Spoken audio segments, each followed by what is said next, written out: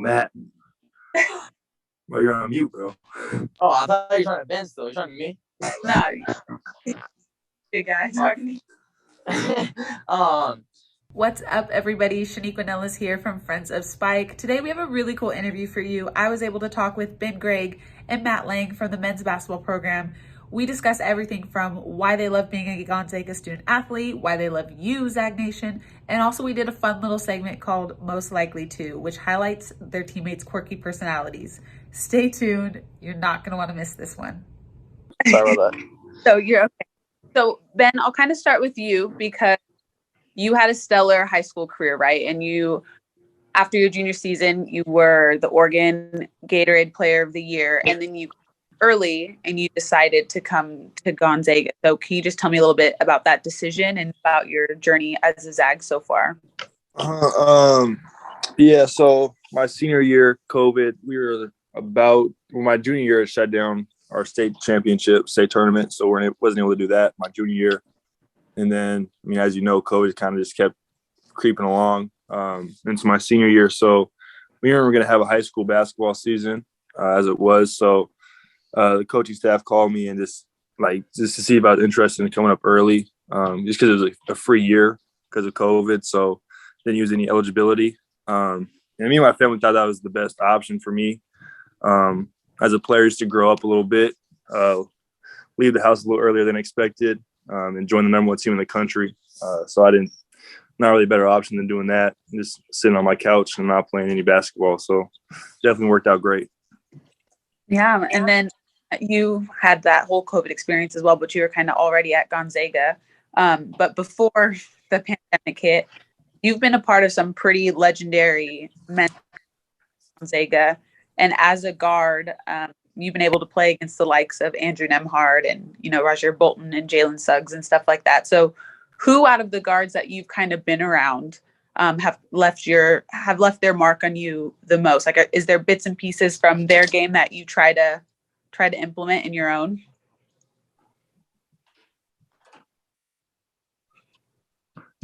Matt, well, you're on mute, bro. Oh, I thought you were trying to Ben still. You're talking to me? No, big guy talking to you. Yeah, I mean, every year there's been great point guards. Even my freshman year with Josh Perkins, sophomore year Ryan Woolridge. They're the best. They're the best players in the country when they're at Gonzaga, and it's hard to pick one because they all have their strengths and weaknesses. But I mean, Andrew's unbelievable. He's tough to guard, but really just the speed and quickness and the IQ of them all is really what makes them special. And there's not really one I could say that'd be more difficult. I mean, I've gotten better throughout the years. So as a freshman, Josh Perkins used to cook me a couple times, but yeah, there's not really one I could pick out in particular.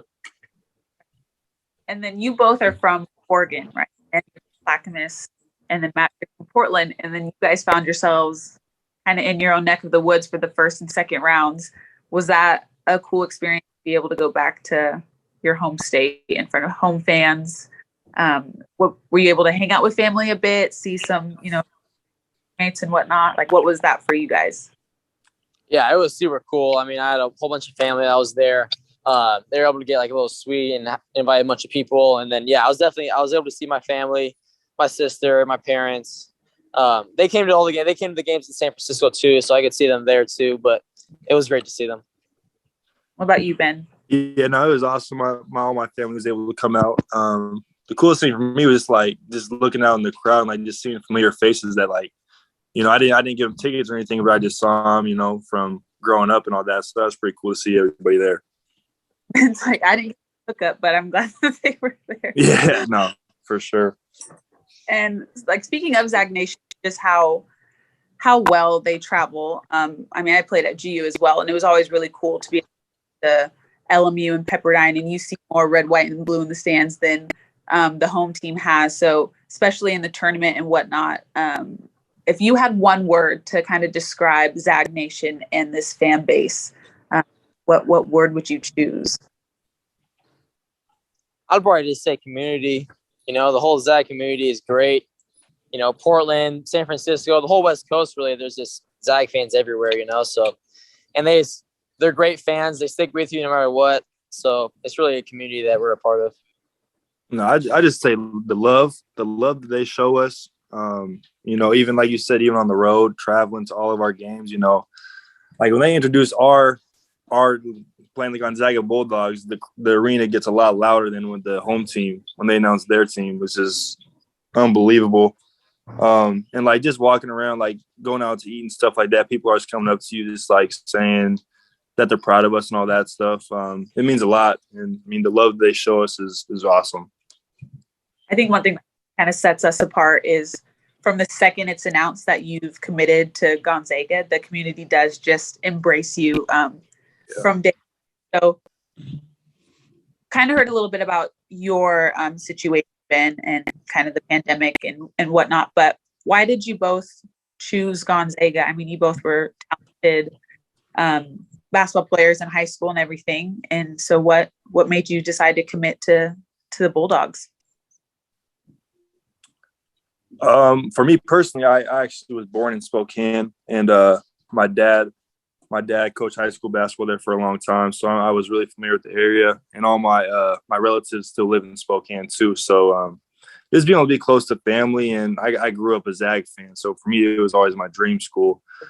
So as soon as they offered me, it was kind of a no question for me. I've always, like I said, I always loved watching them play, and for me to be a part of their programming on the team now is something really special for me. What about you, Matt? Yeah, I would say the same thing. I mean, my older sister, she went to Gonzaga. She's 2 years older than me. So being able to go to college and be with her for a couple of years was definitely special. And then just from Portland, going to Jesuit, tons of Crusaders turned to Zags. I knew Mike Hart personally from home, and he was a walk-on that, turned out to be a great player as well. So just like hearing about the community and the family in there. And then once like Brian Michelson told me that I could come play for the Zags, it was really a no-brainer. No, that's interesting. I'm like you, Ben, and same Matt, where I was born and raised in Spokane, would go to camps in the summer and with those players, like just praying that I would someday be chosen elsewhere. But then I got that Gonzaga offer. It was over for everybody else. Yeah. Like, okay. Yeah, for sure. A part of it, and then you're not wanting to leave. But speaking of leaving, like Matt, you're a senior. This for you. So what's next? What's your degree in, and what are you hoping to do? What's the next chapter look like for Matt Lang? Yeah, I'm currently trying to figure that out right now. I'm studying accounting right now. So I'm going to graduate with an accounting degree in May. And my plan for next year is to go get my master's of accounting somewhere. So I think I'm going to transfer. I'm looking at schools, trying to figure that out. That's really what my days, look like right now. But yeah, I'm not sure where I'm going to end up yet. But I mean, Gonzaga, I love Gonzaga, but I might, there's a possibility I could still come back to Gonzaga. But right now I think I'm going to head somewhere else. Yeah, no, that's fair. And then Ben, yeah, you're a freshman. I know that, but do you? I always hate doing this because I went through it, so I don't want to be like, Ben, what do you want to be when you grow up? Like, tell me now. Do you have an interest in a particular subject or degree path?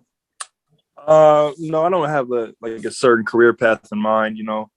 Growing up, my dad being the basketball coach, that's always something I was interested in. Just honestly, anything I can do to stay around basketball or just sports in general, I would love to do, whether that's coaching, training, anything like that. It's anything to keep me around the game for as long as I can after I'm done playing. Yeah, I think if you're a coach's kid, you don't really know anything else. Yeah, for sure. Dad coach high school here? What was that? Say it one more time. Where did your dad coach high school, Ben? In Spokane? He coached at Freeman High School. Okay, I'm gonna ask if you ever coached against your dad. I've been running around Freeman High School when we were young or something. You just don't know it. You never know. But this is I'm gonna put you guys on the spot here a little bit. So if you had to create a starting five from past Gonzaga men's players, none of them can be your teammates, so I'm not going to get y'all in trouble here. We're not your teammates. What would your starting five look like? I know. That's tough. Wow. I mean, I've put John Stockton at the 1 for sure. Yeah, I was just thinking that. Stockton that PG for sure. Adam Morrison. All right. I got Sakura in there. Yeah. Kyle Wilcher at the 4. I don't know. The 4 is a tough one. You got Sabonis, Wilcher.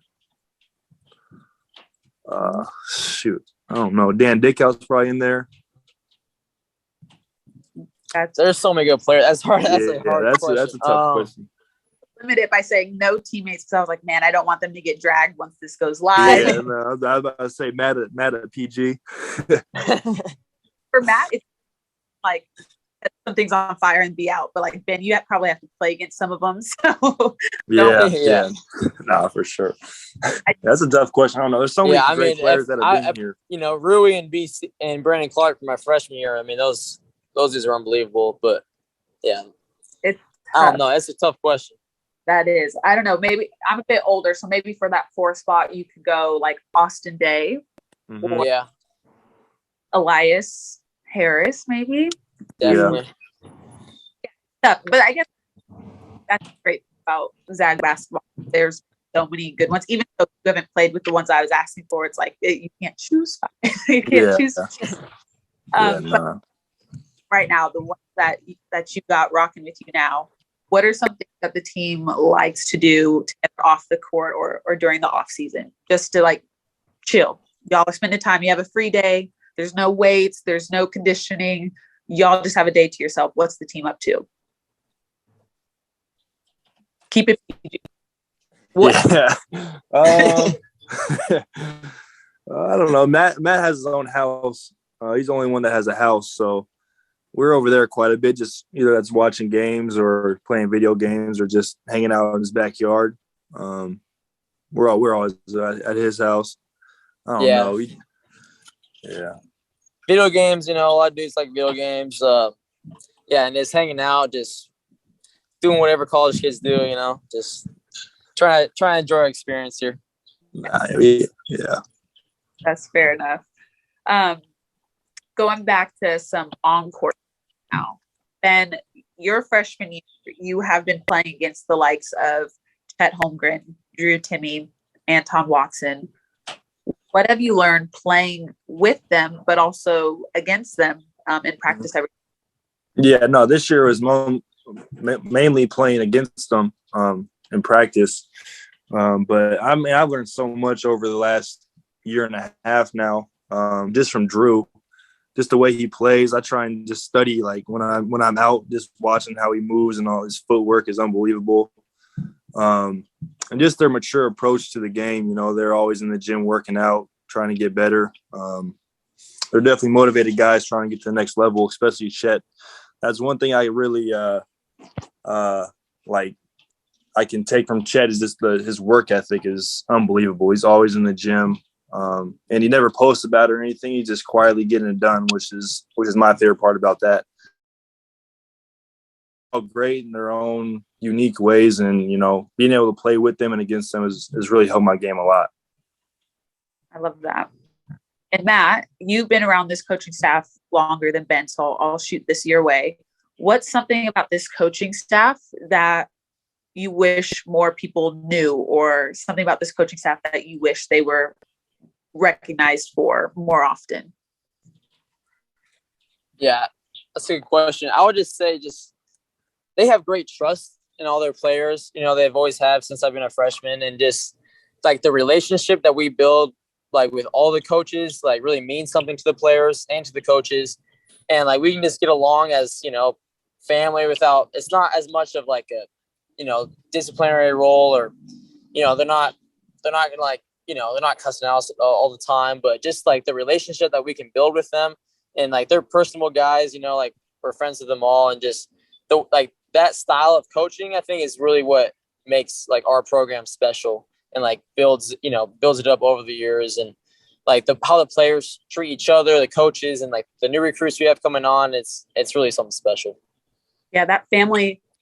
I'm not be a little bit cliche, right? Because I feel like on all of our recruiting trips, right, we're a family here. Everybody's throwing out that word, and you kind of just get numb to it. But then, especially when I got to experience Gonzaga, and it's really like it's lived there. Like I don't know how else. I know you guys will get it. I'm trying to convey it for people who will be watching this in the future, but that whole family atmosphere, yeah, it's not always going to be sunshine and roses. Like they are going to get on you. They're going to hold you accountable. But that's why both the men's and women's programs have been so dominant in the WCC for so long, is because of that trust and that family atmosphere. And then you're able to bring new families in year after year that fit into that environment. And that is a awful segue into Zag's Got Dads. Tell me about full of super supportive, lovely dads and moms and parents and guardians, whatever. Zag's Got Dads. Because now they're legit. They have legitimized themselves with t-shirts. Like they have merch. Like this movement. People love them. Tell me about these people.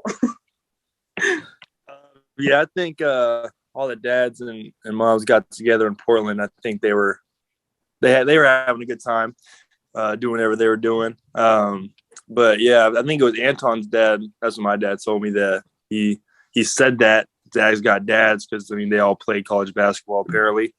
I know my dad did. But yeah, and then my dad has, I guess, a lot of connections in the t-shirt world in Portland, so he got a bunch of them cooked up overnight, and next thing you know, they're wearing them during the games, and it's all over Twitter and everything, which I don't know. That's my dad's dream, to be a Twitter star for a couple of days. He was happy about that. But yeah, it's cool. I mean, all of our families are so supportive. You know, all the players' parents, like every player's close with each other's parents. You know, it's like you're saying, it's just a family. Even with the players' families, not even just the coaching staff, just all around. It's pretty unbelievable for sure. I love that. It was cool to see. That's the first time I saw it, actually, was on Twitter. So you can let your dad know that he is officially, because that's how Zag's Got Dads hat or shirts. And my dad was like, "What the heck? Where's mine?" I was like, "I'll try to get a link." Like I don't know. Yeah, my dad probably got a few laying around here somewhere. I'm back home now, so I'll ask him. Yes, hook it up. That'd be awesome. All right, just to rapid fire questions to wrap it up. Kind of like most likely yearbook type questions. Okay, so out of your teammates, who's the most likely to run out of gas in their car and need a ride? Definitely Ben Gregg, 100%. Nah, it's nah. I'm whipping the PT Cruiser. It doesn't have the best gas mileage, but Chet said he was on empty last night, so I don't know. It might be him. It might be today, actually. I don't know, unless he got some more. But yeah, check your phone. Interview. He might be stuck somewhere. Okay, likely to fall asleep during film. That's Caden Perry. KP for sure. I'm roommates with Caden Perry on the road, and I think every chance in the room we have just to chill, he's sleeping. So I'll probably say the same thing. He's like a big bear. He's got to hibernate when he can, just conserve. Exactly. Nah, facts. Where so like I was always the teammate that was falling asleep. I would be like so awake, and then the bus would start moving, and I'd like that like little kid head nod. So I retired. All right, most likely to pull a prank on a teammate or be bold enough to pull a prank on a coach. I think that's Drew. Drew. Yeah. I think that's Drew for he's bold enough to do it to a coach too. He doesn't really care. So like addition. So I was like, anybody will prank a teammate. That's easy. I'll corner and scare you, whatever. But like, will you do it to Fewy? Yeah. Drew for sure would. Chet actually the other day in film, he sat down at the computer and started acting like he was a coach and run the film. So he put a little prank on the coaches. It was pretty funny. It was pretty funny. Yeah, Drew or Chet for sure. That's good. I access to that. That's funny. Okay, most likely to spend all their money on sneakers. Julian. Julian. That's easy. Yeah. Julian Strother for sure. He's got Yeah, he's doing good. He's doing good with his name and stuff, but his sneakers they're looking good right now. He's doing good in the sneaker department. investing and putting some of that away, but he's up in that collection a bit. Okay. Yeah, for Definitely. sure. Eye on his Instagram, y'all. We'll see some new shoes, I'm sure. Mo to go on a reality TV show. I think that might be Matt. That's Drew for sure. I think that might be Matt. Matt, I don't know. He's maybe it's like dating show or something that might hop on that. I don't know. Yeah, nah. That's for maybe Anton. I can see him doing that. What about Survivor? What about one of those types of reality shows like Survivor, or what's the other one with Wild with Bear Grylls or whatever that one is? I think Joe Few might do that. Joe. Yeah. He's an outdoors guy like his Joe dad. or his dad, yeah.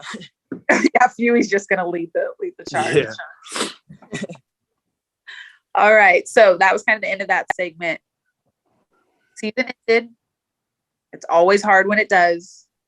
But what are just some final thoughts on what this season meant to y'all, this group of guys? Gonzaga has elevated itself to a program that you are not always guaranteed to see guys for 4 or 5 years. And I think that's a reality that we can all face at this point. So what does this year mean to you guys specifically? For me, this is my first full year here. And being able to go through the summer off season and all that. I think we had a really young team this year, younger than most years. So just seeing the older guys step up and be leaders. They didn't really take on that role last year. But all the upperclassmen, Andrew really stepped up, Drew, Matt, all those guys stepped up and led the team and really helped us grow game by game. And we never really got complacent or stopped working. Just the whole year we were working hard and never satisfied with where we were at. And just always bonding and coming closer together as teammates and friends. What about you, Matt? I would say the same thing Ben just said. I mean, thinking that it could be my last year in a Zag uniform, I just really try to live in the moment and take it all in.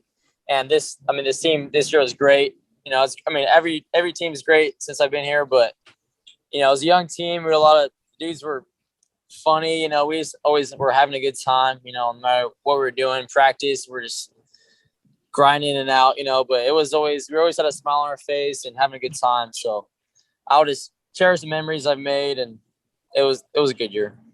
Yeah, I think one thing that people need to be reminded of, in March, only one team ends up on top. Only one team undefeated. And now we're at the point where when we don't make it to the Elite Eight, there's like that bit of disappointment. And that's a very elite get your program to where like we are expected, and we expect, not necessarily worried about outside pressure, but that we as athletes expect ourselves to make it there. And when we don't, it's so devastating. But yeah, what this team has been able to accomplish and battle through has been really, really fun to watch, especially as like a former basketball player at GU myself. So it's been such a fun ride. Matt, I know you're possibly on your way out, but you were everything that a Zag means. I know the community would love to have you. I think we might have lost Ben, but give my flowers as well. Thank you for taking the time to do this. I'm super excited to watch this and hear what y'all have to say, but I'll let you go. Thank you for having us. Thank you. It was great. You're welcome. See you later. All right. See ya.